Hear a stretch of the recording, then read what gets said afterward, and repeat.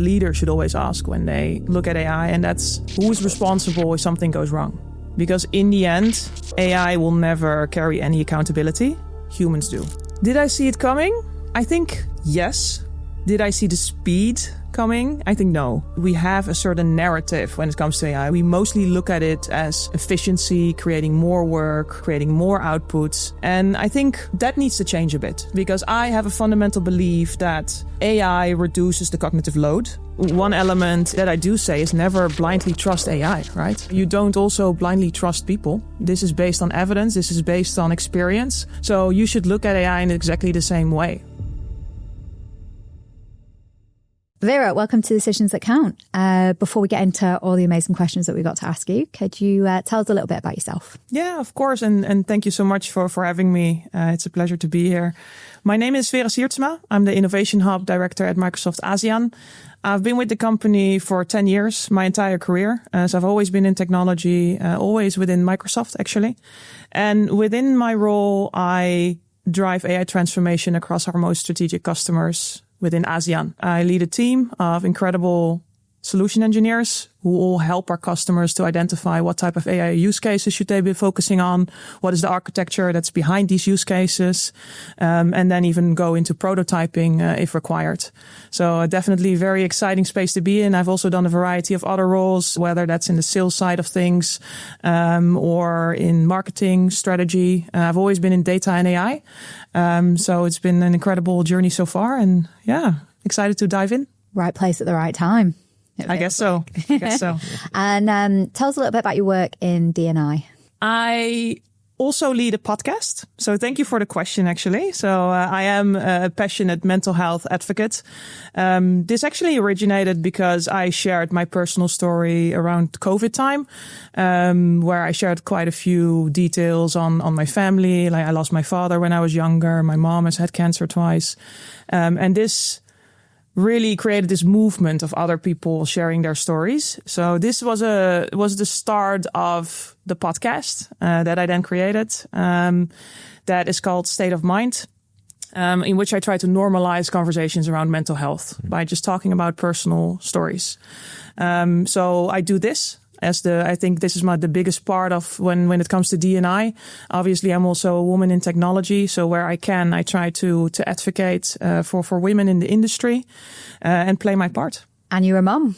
I am also a mom, definitely. I have two incredible kids who keep me busy for sure. They're the most important element of my life, obviously. So if you compare anything with my family, they will always be my number one priority. So, Vera, I think we are delegating more and more decisions to AI. But how should leaders be thinking about decision responsibility when technology is moving faster than human capacity? This comes back to a very important question that leaders should always ask when they look at AI, and that's who is responsible if something goes wrong? Because in the end, AI will never carry any accountability. Humans do. So take, for example, when you do your online shopping or when you get offers from organizations, many of these will already be infused with AI.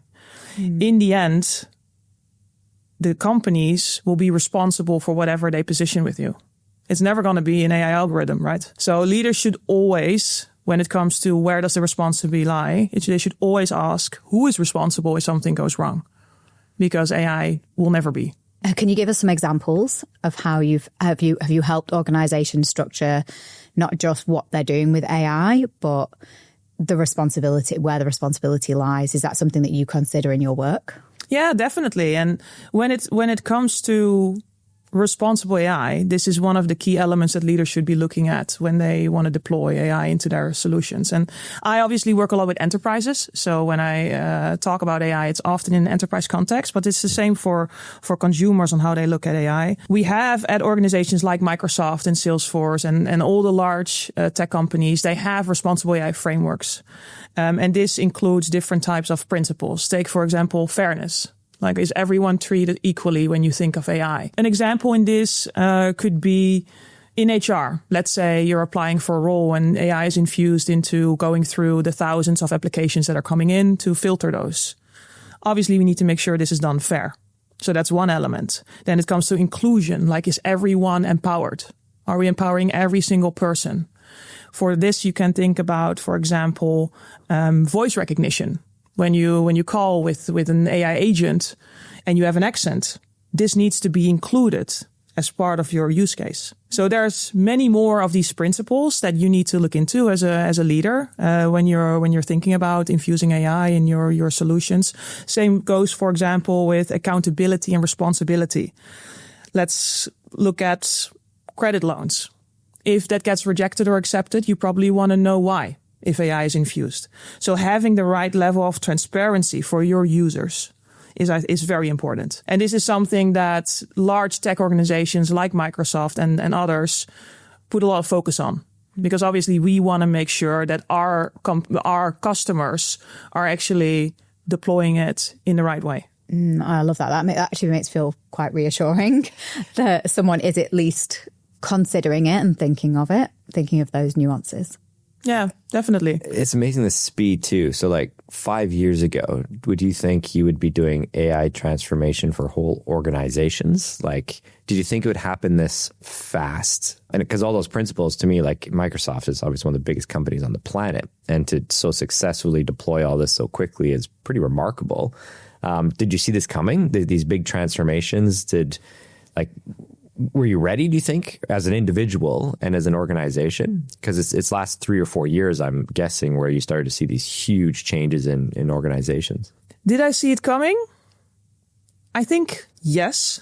Did I see the speed coming? I think no. When you, I think, work in an organization like Microsoft, you get used to the fact that things change all the time because technology has been evolving really fast. I actually started at the company when we weren't using cloud technology yet. We were really at the beginning. So we really weren't talking about that at all. And then very quickly in the second year within my career, we introduced all these different cloud platforms and all the services that we run on these platforms. And then all of a sudden it accelerated with the number of services that we're providing, how we're doing that, what they can all do and everything around it. Mm-hmm. So in that sense, it's yes, I'm always prepared that new things change. Also from an organizational structure. Obviously Microsoft being at the forefront of innovation needs to be super agile.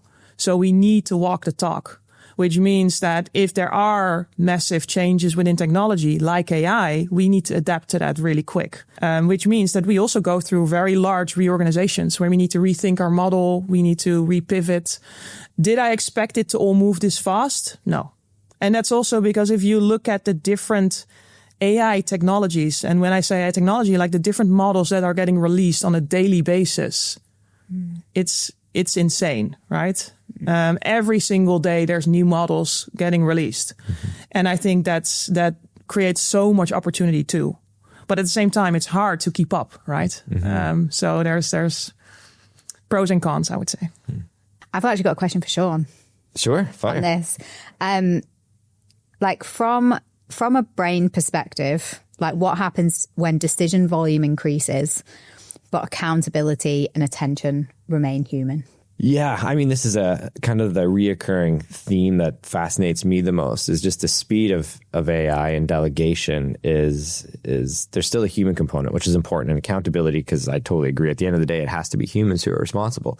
But we're moving so fast that the brain isn't able to keep up, especially decisions. Because your typical day of work, say a task would take you 6 hours of research and digesting information and critical thinking, and then you come to a decision point, right? Now you have all of that squeezed into 3 seconds and you have to make a decision. So we're making more and more and more decisions, which we've talked at, quite a lot in this podcast, is the human brain wasn't designed for this many decisions. And so then you start to see a breakdown of our capacities. Our cognitive capacities can't keep pace with the amount of information that AI is throwing at us. But it's good to hear like Microsoft is accounting for the human in all of it. Maybe not as much as we should. All the big tech companies, maybe it's not as much as we should. Because I know even my use of AI, I probably delegate too much. and you're not really monitoring your own decision capacity with all the information thrown at you because it happens so quick. So very long-winded answer, but definitely the number of decisions that people are making is increasing exponentially with AI. And I don't think any other time in human history has it been this rapid. Technology's enabled and made things more efficient and quicker, but not like we're talking the last 2 years, we're seeing a complete restructuring of days. I know it personally, it's happened. Probably you too, for especially marketing, right? Where does the human brain play? Do you guys, as an organization or in technology, are human capacities questioned with the amount of information with AI? Well, whilst you were talking, I was actually thinking that when it comes to AI, I do feel as a human species, we have a certain narrative when it comes to AI. We mostly look at it as efficiency, creating more work, creating more outputs. And I think that needs to change a bit, to be honest, because I have a fundamental belief that AI reduces the cognitive load. Obviously, I don't disagree with you that we have more decisions that we can now take, that we can do much more. There's so much opportunity in the market. That's all 100% true. But at the same time, the element that we don't talk about a lot is that AI is actually reducing a lot of pressure too. Take, for example, one of the most commonly used things is like ChatGPT. People use it for everything as an assistant, right? Or when it comes to the corporate world, like summarizing meetings. Most people look at that as efficiency. You can now do it quicker, you're faster. But at the same time, what it does as well is actually, for me and for everyone, whenever I use that functionality, it reduces pressure of having to attend that meeting. Having to remember every single next step that's been discussed, all the information and the details. I can look up who was there, what are the attendees. So I guess we don't talk to this a lot because it gets overshadowed with all the other things. But there is definitely a very big element where AI is helping us reduce pressure and improve our well-being. But this all comes back to also the mindset of how do you look at AI? Do you understand it well enough? Are you very aware that you are a conscious consumer of an AI algorithm every single day? So being able to understand it better, I think gives you a better view as well on, hey, how can I use it to my benefit and not just let it happen? And how does it work? Mm-hmm. Mm-hmm. I think I see it as kind of a couple of things. We've got you're offloading a number of decisions to AI, but it's also then forcing you it's almost increasing your decision load. If you are like outsourcing kind of a lot of the tasks, you actually, okay, let me try and rephrase this in a different way. Maybe from a first person perspective, is that I'm offloading some decisions. I'm letting AI make some smaller decisions for me, which is great. But what I'm doing a lot more. Like normally it would take me a couple of weeks to do like a very detailed communications plan. I'm doing it in hours. And so what I'm now doing is I'm doing a communication plan within 2 hours. And then I'm also doing 5 other different things that normally would have been spread out over a number of weeks, and I'm doing it all in one day. And so, yes, it's making me a lot more efficient, but I'm also probably using like a lot more brain capacity, and I'm forcing myself to probably make more decisions because I've got the information there and I've got the tools there. I'm feeling like, oh, well, I should be making more decisions because I can.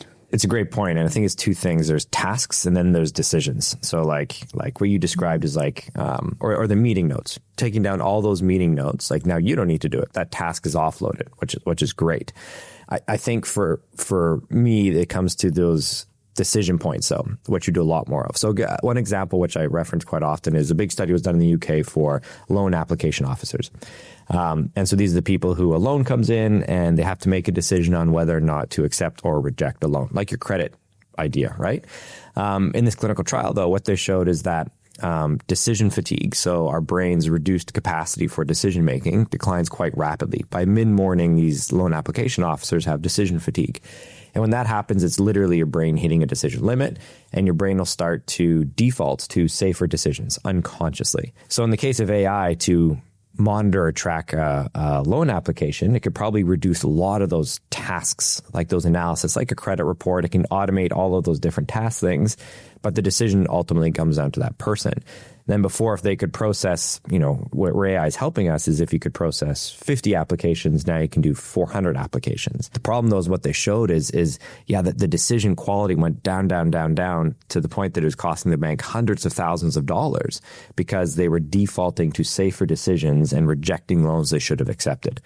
So it's the difference between AI can make tasks more efficient, which probably for all of us it helps with, which is really, really nice because you can be a better worker. But sometimes it can also compress the decisions because you're not doing those tasks. So like your marketing strategy, your communication thing, now that you don't need to do all those tasks, all you need to do is decisions, right? Because it's done for you.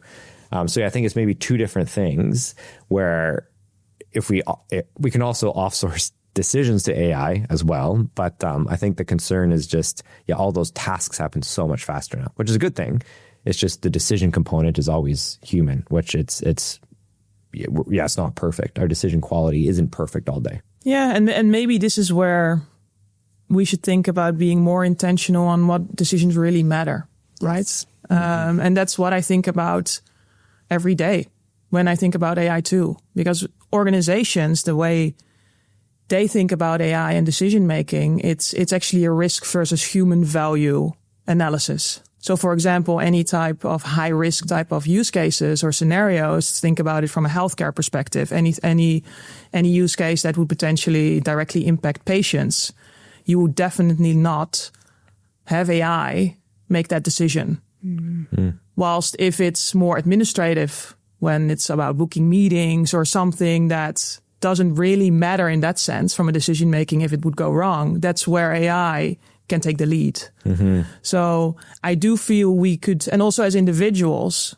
not just as organizations, but individuals, we can be better at, and as a mom myself, like, do I really care about these decisions, or can I actually just automate this completely to AI? Mm-hmm, mm-hmm. And I have to say, I can probably automate much more, but then we still have that sense of wanting to control, right? Mm-hmm. Also AI. So we want to control AI, but I think we should look at AI much more of wanting to collaborate with it, not trying to control it completely, try to collaborate it with the right boundaries that you set. Yeah, it's a great point. I know in my own life too, like once we got more into the science of this decision fatigue and the limits of our capacities, is you start to think about like what decisions are important. Yeah. And we've talked about this, like, kids are the most important thing for all of us. So you want to make sure you have the capacities to make the best decisions for them.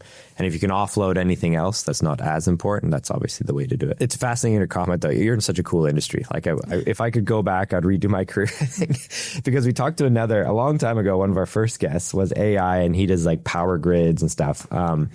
And it was Fukushima, the nuclear power plant disaster. And his point was actually some decisions, the really, really important ones, we shouldn't have human influence on, because there was like a people were scared of telling their boss, and that's why it led to the big disaster.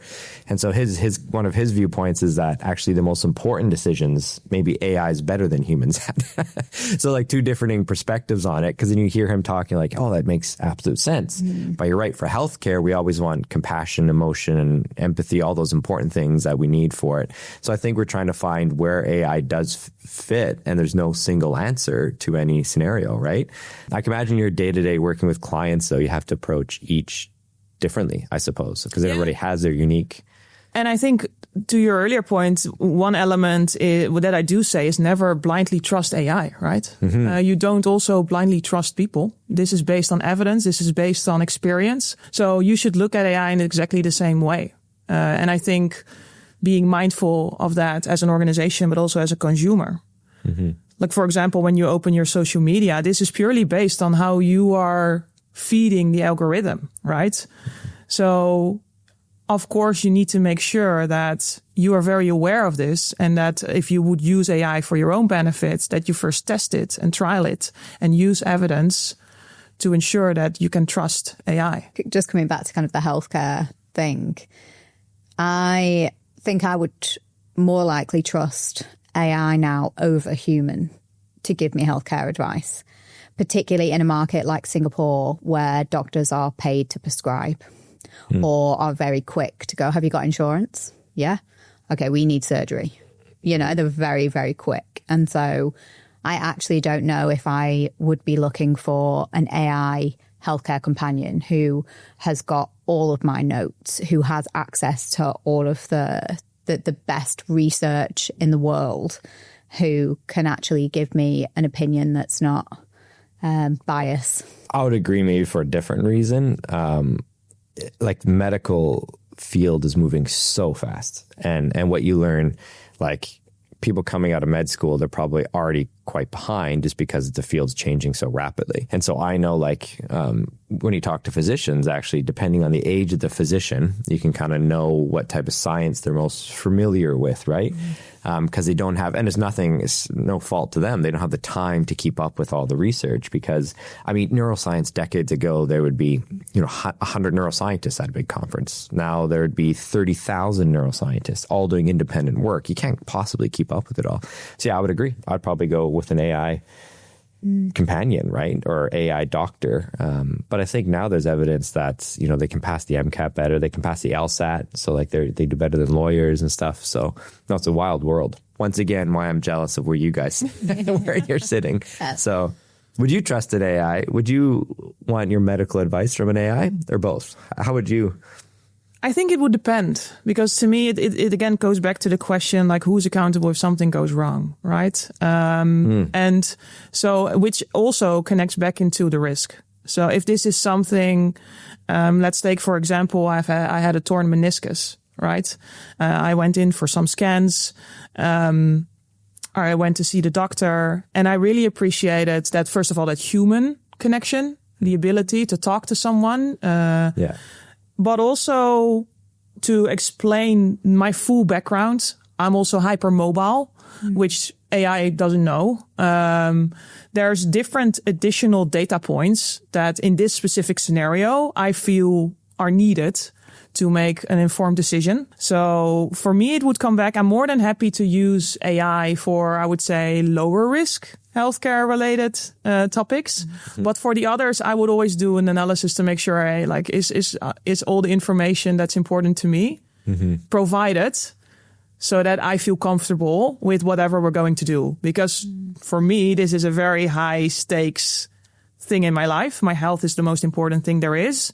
So I want to make sure that I also feel, from a mental perspective, I feel like I've taken the right steps and not blindly trusted AI to just make a call on the next steps needed, locked in surgery. Surgery was done, subscribe the meds to me, and I'm done. I think there's more to this. And that's also exactly what I do in the Innovation Center. I help organizations to identify, like, hey, in which discipline do you want to infuse AI? What are the type of use cases? What are the objectives that you're trying to achieve? And really also test this. Like, is this really what you want to achieve? And what is the benefit for humans? Is this really helping humans?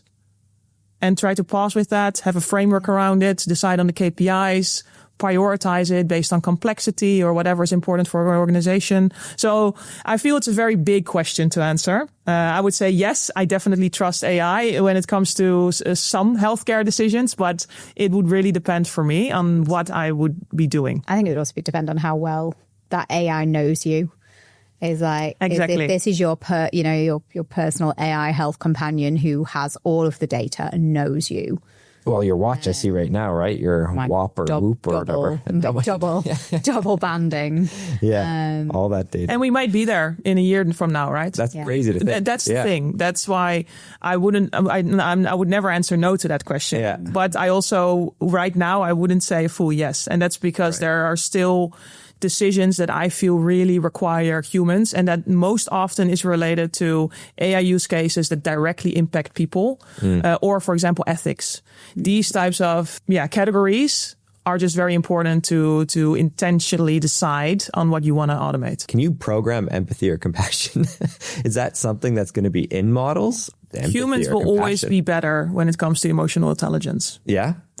At least. Do you think so? Well, I can't say always, right? I shouldn't say always, but right now, like, the most human skills are actually the ones that make us most competitive in the market. It's creativity, it's empathy, emotional intelligence, it's leadership. Yeah. Those are the skills that are really hard for AI to replicate. Of course, we can train them based on data. but it will still never be the same as a human. Like, for example, when you think of critical decision making, there are very complex situations that humans are still much better at than AI. And that's because there will be outliers. So in those types of situations, you will need to have a human in the loop. So a human making the decision to be able to do the right thing. I think it's never going to be able to look you in the eye and read your body language and go, you know what, something else is going on here that this person's not opening up about. We had a physician on actually, and he said that in the emergency department, he was an ER doc, and he's like, no, you can just have like, someone comes in and you know something's not right. All the data says they're fine, but like, it's just like an intuition or gut that tells you that. Yeah. 100%. Similar to self-awareness. That's also one of those skills that humans are much better at. Having that self-awareness that maybe we're biased, you know, maybe we have excluded something. That's something that AI models are still not that good at. So there will be skills for the foreseeable future that humans are just simply so much better at. Yeah. And right now, I don't see that being done better just yet by AI. And this comes back to how important it is to, at least in the enterprise business, right, that we design and deploy AI in the right way. Because if we don't, it will only add more work. It will only create more output. Leaders should always be looking at how are we automating processes? How are we improving this for humans? If that's not clear, it will only create burnouts and not have a good effect for people. So it's very important, to your earlier point, Michelle, to really understand AI and to make sure that when you do infuse it, that you do it in the right way. I think actually I've got a kind of question on that. Like, from your work across ASEAN, like, where you see leaders struggling most with decision making, like in AI driven environments? I think leaders know that AI is something they need to invest in. I think that's been clear. Everyone is aware of the benefits that it brings. When it comes to decision making, one of the most difficult parts for leaders is, where do I start? Because the opportunity is endless. This is again where my team sits, which is why you're right. It's one of the most exciting places to be. It's helping them understand where to start, which comes back to, okay, you want to infuse AI in a certain discipline, for example, HR, or it could be marketing. It could be across the entire platform. Every organization has a different strategy when it comes to these things. And then identifying, okay, what are the highest ROI use cases? What are the objectives of these use cases? How would you be measuring these? And then once you've had that, it's really about understanding, okay, how would you now prioritize them? And you can do that based on risk versus human value. You can do that based on costs. So there's different ways of how you look at this. And every organization also takes like a slightly different approach because they have their own strategy on how they determine technology, how they start new projects. So my team actually helps them with this. And that's probably one of the key things that leaders struggle with the most.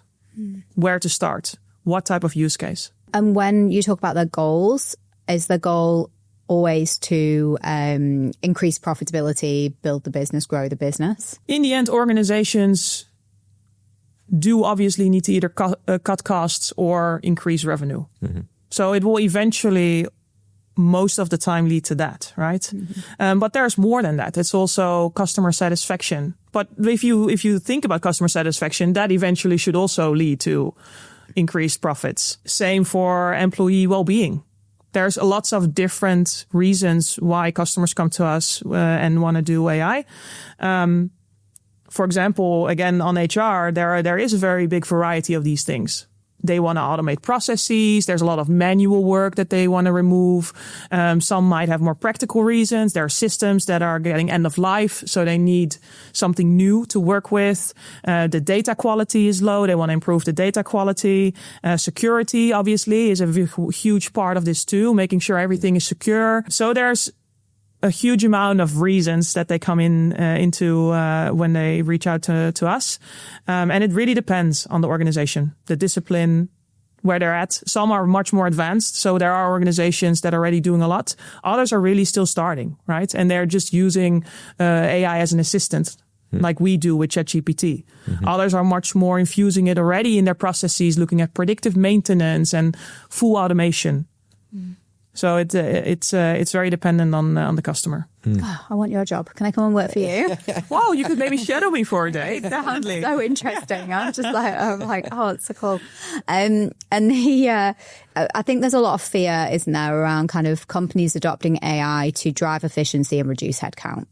And I listened to a podcast not so long ago that was saying, actually, it's the businesses that need to be hiring more people to leverage AI to grow the business, and trying to get businesses and leaders to think about it differently. It's not about efficiencies and cuts. It's about growth and actually finding more skilled people in AI use that AI to create products and to build the business, not cut headcount.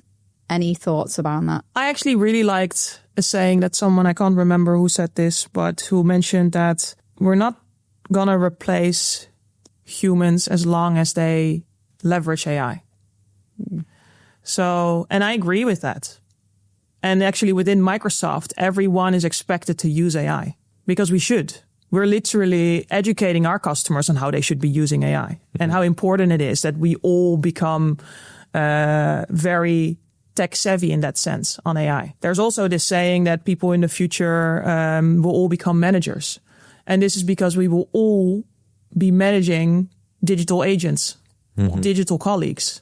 And I also agree with that, which makes it so important that if you look at your organization and your people, you really need to motivate them to learn about AI. And that's actually not just within the enterprise business, right? I think us as individuals and with our kids, I really hope they're going to be super curious about how this works.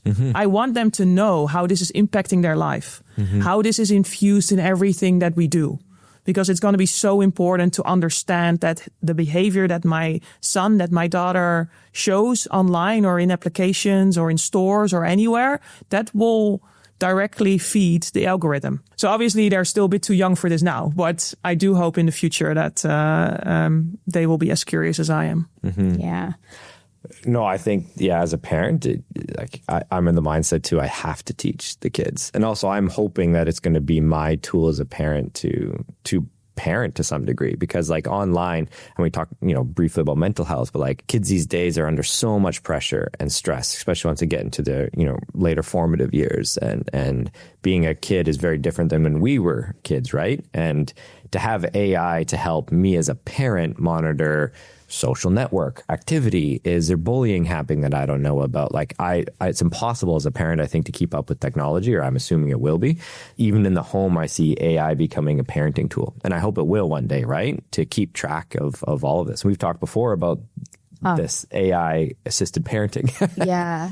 And it's that, and then it's also, we use it. So we have Gemini on in the car. It's a bit like Death by 1,000 Questions with my son sometimes. And he has like specialist subjects like the Titanic or the Burj Khalifa. He's 6 and his mind is amazing.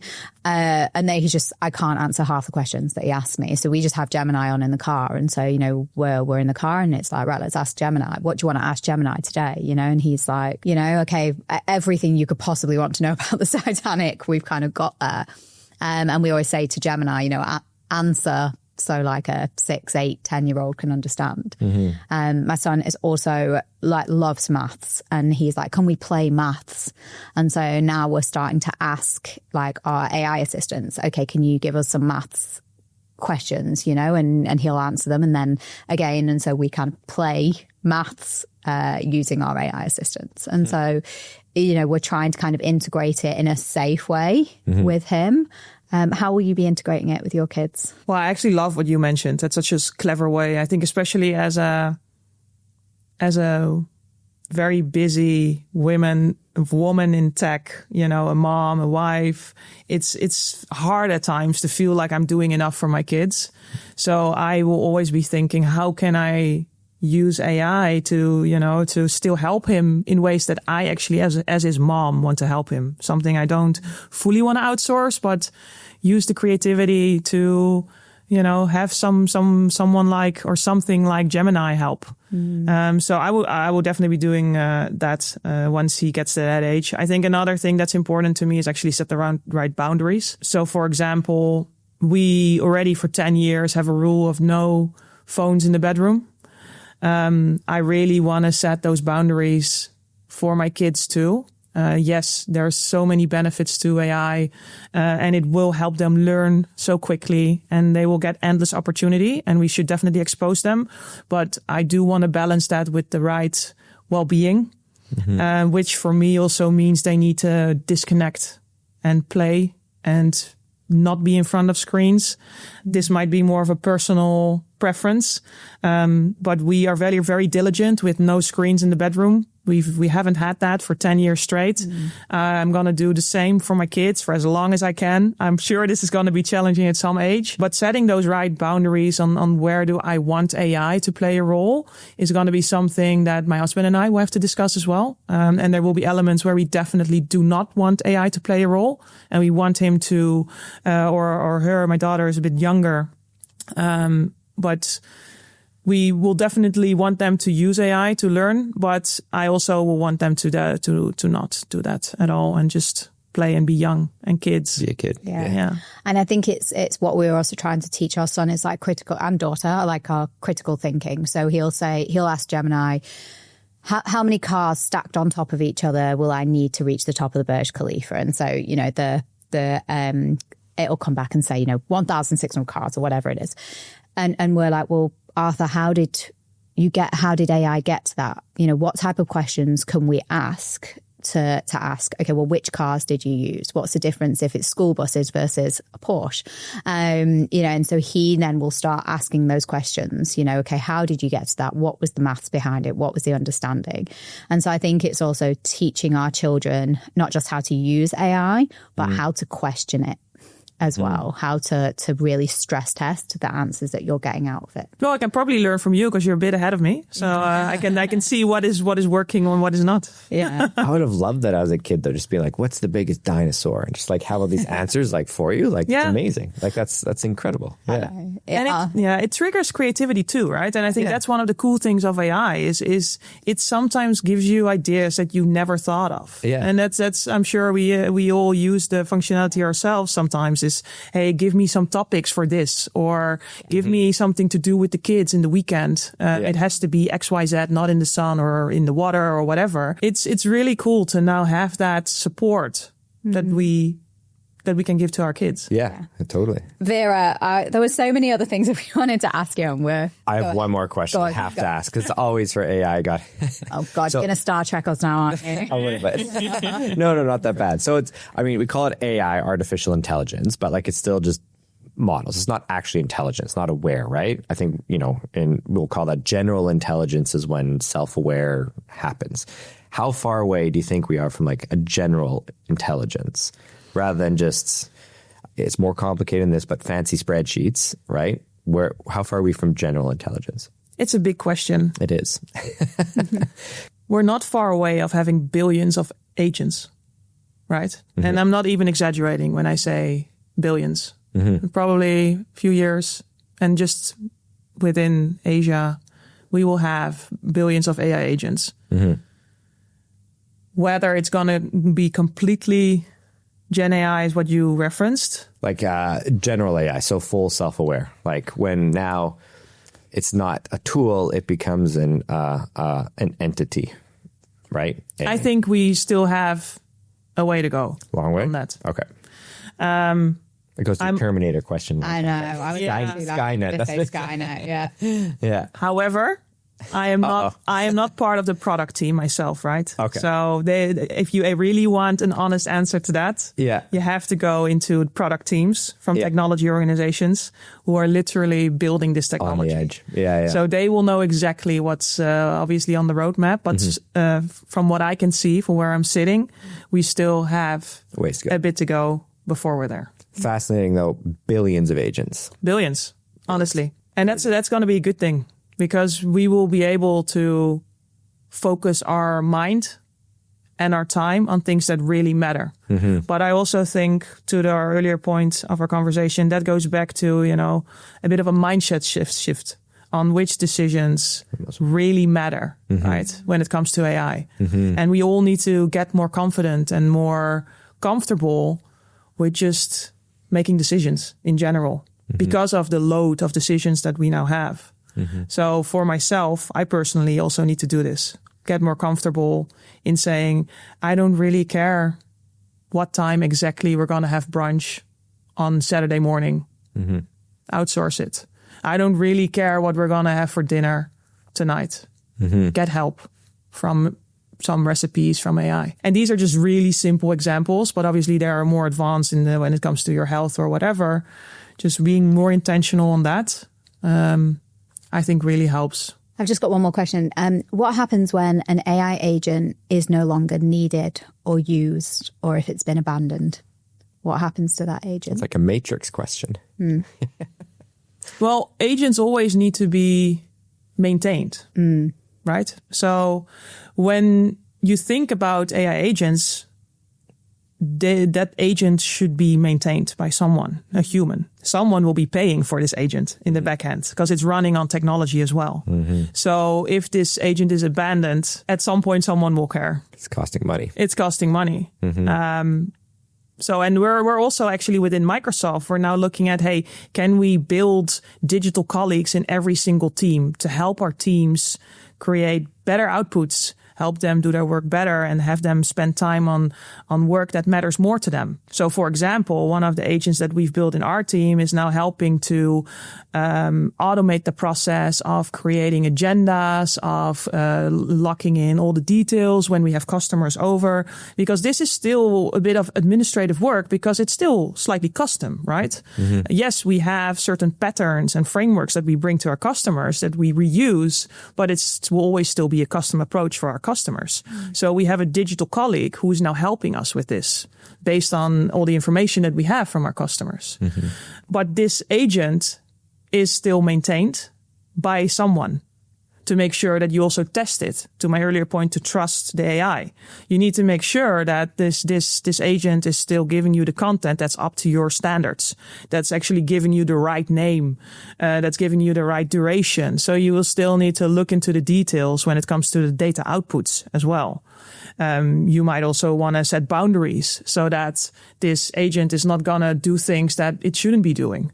So there is a lot of governance around it here, which is why when you say an agent is no longer used, that should not be able to happen at all. Yeah. So it would be, it'd be shut down, or there'd be some track of it somewhere, particularly in an organization. Yes. Well, compute's becoming expensive, right? Like just keeping all these AI things. Yeah, and we will get to that point as well where we're going to have so many agents that we're probably going to consolidate, right? Like even within Microsoft, we're building agents, and some might actually be very similar. And that's okay because we're all learning to use the technology. We're all learning to get more hands-on ourselves. But at some point, we're also going to look at, hey, which ones are actually more impactful? Which agents do we want to keep and which one are we going to decommission? The most difficult part is actually deciding on, hey, what will be the most impactful agent, and then actually designing it and deploying it in the right way. That's the most critical part. And that's probably also, depending on the complexity of the agent, the most complex part, because you can have a very simple agent or a very custom complex agent. And then we haven't even touched upon the element of getting access to all the data that it requires and all these types of elements, the security around it, which is all very important too. And often what takes much more time than what you would expect, because you might want an agent right now, but if you start building it, you might want to have access to data sources that the other side of the business owns. And for you to get access to that is sometimes not that easy. So there's, again, a whole different, bigger conversation to have around this. But it's exciting. And it's a good thing if we start experimenting and learning and really walking the talk. Honestly, already has changed my life. So both everybody, professionally, personally, and it's amazing. Thank you so much. I'm excited to just hear more about what's coming out of your work and the work at Microsoft. It's just absolutely fascinating. So thank you so much for talking to us today. Thank you for having me. To everyone still listening, watching, as always, thank you very much. We'll be back next week with another episode of Decisions That Count. We'll tag Vera, her profile, her podcast, everything down below. So if you want to reach out, please do. In the meantime, make every decision count. Bye.